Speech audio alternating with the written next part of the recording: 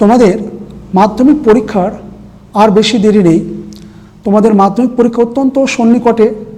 তো সেই জায়গা থেকে তোমরা মাধ্যমিকে ইতিহাস বিষয়ে কীরূপভাবে প্রস্তুতি নেবে এবং কেমন করে প্রস্তুতি নিলে তোমরা পরীক্ষায় ভালো ফল লাভ করবে সেই বিষয়ে আজকে আলোচনা করব।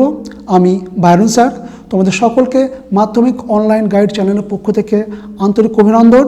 তো চলো শুরু করি আজকের আলোচনা। দেখো, মাধ্যমিক পরীক্ষায় ইতিহাস বিষয়ে ছেলে মেয়েদের মধ্যে একটি অত্যন্ত ভীতি কাজ করে। কীরকম ভীতি কাজ করে? যে বড় প্রশ্ন কিভাবে লিখব, বা ভালো মার্কস পাবো কি না, বা সাল তারিখ পরীক্ষার হলে ভুল হয়ে যাবে, এইসব বিভিন্ন বিষয়গুলো আছে। তো তোমাদের মাধ্যমিক পরীক্ষা 2025 সামনে চলে এসেছে, খুব একটা বেশি দেরি নেই। তো তোমাদের কথা মাথায় রেখে আজকে কতগুলো কথা আমি বলতে চলেছি।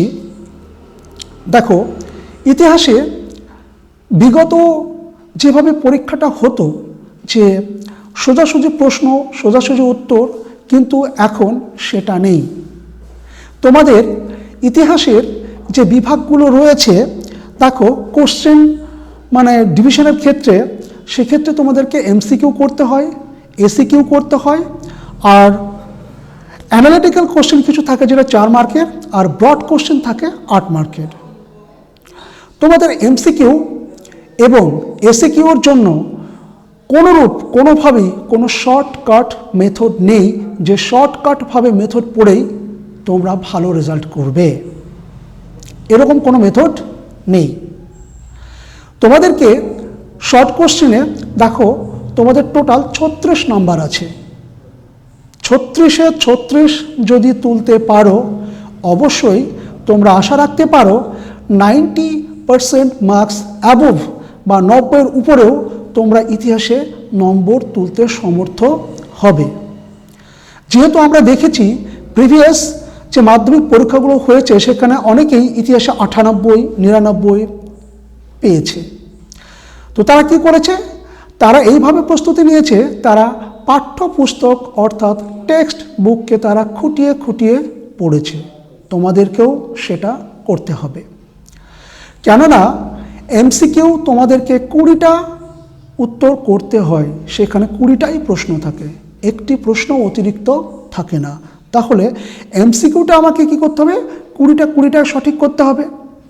এবার এমসিকিউর ধরনটা কেমন থাকে দেখো, অনেক ক্ষেত্রে সোজাসুজি উত্তর দেওয়ার একটা প্রবণতা থাকে। যেমন ধরো,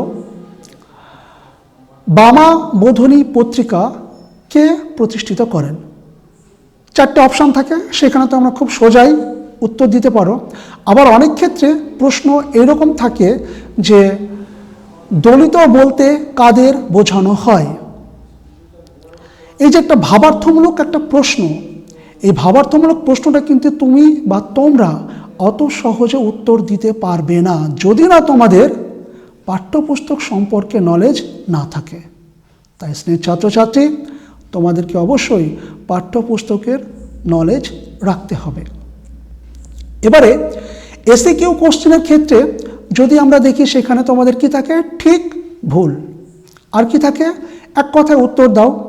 তো এক কথায় উত্তর দাও, এই প্রসঙ্গে তোমাদেরকে একটি কথাই বলবো, যখনই এক কথায় উত্তর দাও একটা প্রশ্ন থাকবে, তোমরা সেই প্রশ্নের উত্তরটি অবশ্যই পূর্ণ বাক্যে দেবে। যদি এইরূপ কোনো প্রশ্ন থাকে, বিদ্যা বণিক কাকে বলা হয়? তোমরা উত্তরটা লিখবে, বিদ্যা বণিক বলা হয় ঈশ্বরচন্দ্র বিদ্যাসাগরকে। কি বললাম? বিদ্যা বণিক কাকে বলা হয় যদি থাকে, তাহলে তোমরা বলবে ঈশ্বরচন্দ্র বিদ্যাসাগরকে বলা হয় বিদ্যা বণিক। এইভাবে তারপরে তোমাদের স্তম্ভ মেলাও, এটাও থাকে। স্তম্ভ মেলাও তোমরা ঠিক করতে গেলে অবশ্যই তোমাদেরকে টেক্সচুয়াল নলেজ রাখতে হবে। তারপরে কি থাকে? তোমাদের ব্যাখ্যা বিবৃতি। ব্যাখ্যা বিবৃতির ক্ষেত্রেও একই রকম তোমাদেরকে টেক্সচুয়াল নলেজ রাখতে হবে। যদি তোমরা এইভাবে ধরে ধরে মানে পূর্ব থেকে প্রস্তুতি নিয়ে থাকো, অবশ্যই তোমরা আশা করতেই পারো বা আশা রাখতে পারো যে মাধ্যমিকে তোমরা ইতিহাস বিষয়ে 90-এর উপরে নাম্বার পাবে। এবারে আসি 4 নাম্বার। 4 নম্বরের প্রশ্ন তোমাদেরকে লিখতে হয় কটা? 6টা। তাহলে কত হচ্ছে? 4 6 24 নম্বর। তোমরা যদি ভালো করে লেখো অবশ্যই তোমরা 24-এ 22 23 পেতে পারো। তো কীভাবে পাবে? যেমন ধরো একটা প্রশ্ন আমি বলছি, নব্যবঙ্গ আন্দোলন কাকে বলে? ডিরোজিওর এই আন্দোলনের ভূমিকা কী? অবশ্যই এখানে কোনো বাড়তি কথা বলবে না। নব্যবঙ্গ কাকে বলে কি বলবে? 19বিংশ শতকে প্রেসিডেন্সি কলেজের তরুণ অধ্যাপক ডিরোজিওর মতাদর্শে অনুপ্রাণিত হয়ে একদল তরুণ যে বাংলার সংস্কার আন্দোলনে মনোনিবেশ করে তাকেই বলা হয় নব্যবঙ্গ আন্দোলন। হয়ে গেল। তারপরে এই আন্দোলনে ডিরোজিওর ভূমিকা, অর্থাৎ ছাত্রছাত্রীদের মধ্যে বা তার ছাত্রদের বা তার অনুগামীদের মধ্যে ডিরোজিওর প্রভাব কতটুকু ছিল সেই বিষয়টা সম্পর্কে তোমরা সুচিন্তিত এবং সুনির্দিষ্টভাবে কথা বললেই অবশ্যই সেখানে তোমরা পুরো নম্বর পেতে পারো বা পুরো নম্বর পাওয়ার সম্ভাবনা রয়েছে।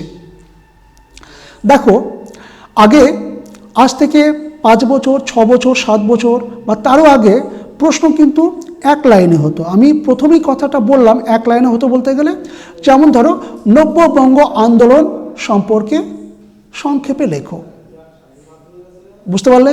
সেই প্রশ্নটাই এখন তোমাদেরকে কি বলছে? নব্যবঙ্গ আন্দোলন কাকে বলে, এই আন্দোলনে ডিরোজিওর ভূমিকা। কাটা কাটা প্রশ্ন।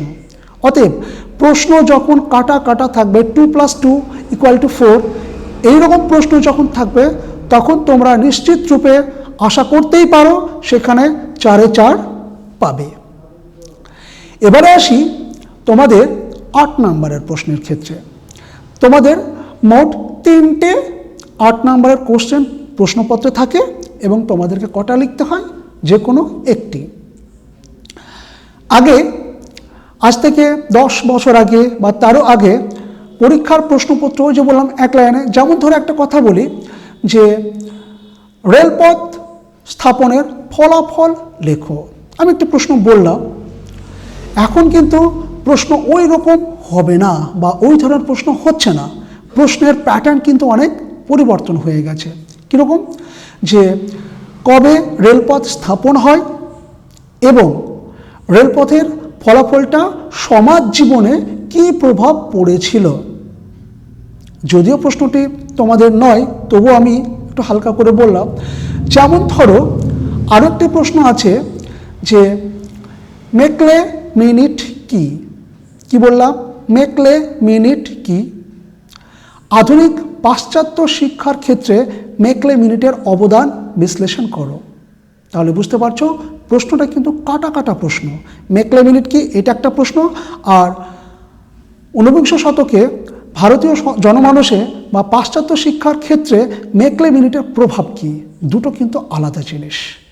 প্রশ্নের উত্তর যে ছাত্রছাত্রী তোমরা বুঝতেই পারছো যে তোমাদের সময় নম্বর তোলা কতটা সোজা, একটু সচেতন হলে। কেন বলছি? যখনই কোনো প্রশ্নর উত্তর কাটা কাটা হবে, অর্থাৎ 2 + 2 + 2 কত হলো? 4 + 4, অর্থাৎ 2 + 2 + 4 অর্থাৎ 2 2 4 এবং 8, এই ধরনের প্রশ্ন যখন থাকবে সেই ধরনের প্রশ্নগুলির উত্তর তোমরা সর্বাগ্রে দেওয়ার চেষ্টা করবে। কেননা ওখানে তুমি 8-এ 8 প্রবলভাবে সম্ভাবনা আছে পেতে পারো। আরও কিছু কথা না বললেই নয়, তোমাদের যে তোমাদের সাল তারিখ মনে থাকে না। প্রিয় ছাত্রছাত্রী, সাল তারিখ অবশ্যই মনে থাকবে যদি তোমার পাঠ্যপুস্তকের অধ্যায় ভিত্তিক যে হেডিংগুলো আছে সেগুলো পরপর তুমি দেখতে থাকো এবং মনে করতে থাকো, তাহলে অবশ্যই দেখবে তোমার সাল তারিখগুলো কিছুটা হলেও মনে থাকবে। ভয় পাওয়ার কিছু নেই। সামনে তোমাদের মাধ্যমিক পরীক্ষা 2025। এই পরীক্ষাতে আমি যেভাবে বললাম তোমরা যদি সেইভাবে প্রস্তুতি নিয়ে থাকো অবশ্যই তোমরা ইতিহাসে ভালো ফল পাবে। এ প্রসঙ্গে আরও একটি কথা না বললেই নয়, সেটা হলো তোমরা অবশ্যই টেক্সট পেপার অর্থাৎ তোমার WBTA ABTA পর্ষদের যে টেস্ট পেপারগুলো আছে তোমরা যত পারবে, যত দ্রুত সম্ভব যত পারবে তোমরা অবশ্যই প্র্যাকটিস করতে থাকো। শর্ট কোশ্চেন, MCQ, বিবৃতি, তারপরে ঠিক ভুল, আবার স্তম্ভ মেলাও, এগুলো প্র্যাকটিস করতে থাকো। দেখো এইভাবে যদি প্র্যাকটিস করতে করতে যাও অবশ্যই আমি বলছি তোমরা তোমাদের ইতিহাস বিষয়ে যে কাঙ্ক্ষিত লক্ষ্য, সেই কাঙ্ক্ষিত লক্ষ্যে তোমরা অবশ্যই পরীক্ষা দিয়ে সেই লক্ষ্যে পৌঁছতে সমর্থ হবে। প্রিয় ছাত্রছাত্রী, তোমাদের এই ছিল আজকের আলোচনা। আমি সেটা বললাম। ভিডিওটি তোমাদের কেমন লাগলো অবশ্যই তোমরা কমেন্টস করে জানাবে। ভালো লাগলে বন্ধুদের মধ্যে শেয়ার করবে। আর হ্যাঁ, চ্যানেলে যারা নতুন তারা চ্যানেলটিকে সাবস্ক্রাইব করে পাশে থাকা বেল আইকনে প্রেস করে দেবে, যেন সমস্ত ভিডিও নোটিফিকেশন তোমরা পেয়ে যাও। দেখা হচ্ছে পরবর্তী ভিডিওতে। ততক্ষণ তোমরা ভালো থেকো, সুস্থ থেকো। ধন্যবাদ।